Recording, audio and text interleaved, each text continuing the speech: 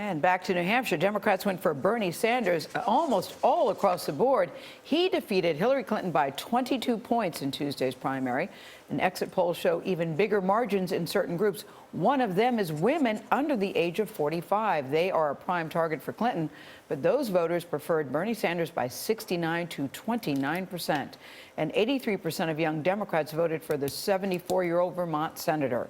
Nancy Cordes is in Manchester, New Hampshire, with a reaction from both of the candidates. Nancy, good morning.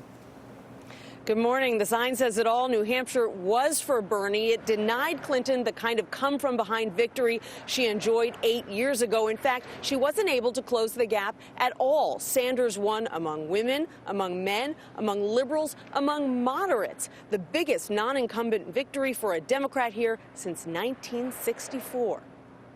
I still love New Hampshire, and I always will. Clinton conceded to Sanders shortly after the polls closed. It's not whether you get knocked down that matters, it's whether you get back up. Her defeat was so decisive, Sanders played hoops with his grandkids before his speech instead of watching the results. Thank you, New Hampshire. Then he told an ecstatic crowd they had started a revolution. Because of a huge voter turnout, and I say huge, we won. The Clinton camp moved quickly to try to blunt his momentum, releasing this memo explaining why Clinton will fare better in southern states with more minorities, thanks to support, quote, forged over more than 40 years of fighting for and alongside communities of color. Human rights as women's rights, human rights as gay rights, human rights as worker rights, human rights as voting rights, human rights across the board for every single American.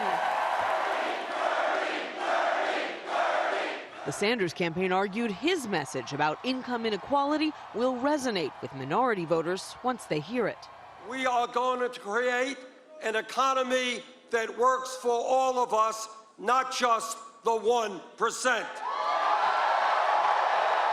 And now it's on to Nevada, South Carolina, and beyond.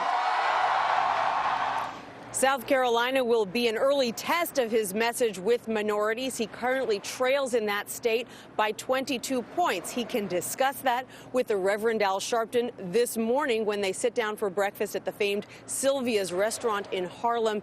President Obama did the same thing during his 2008 campaign, Nora. All right, Nancy, thank you.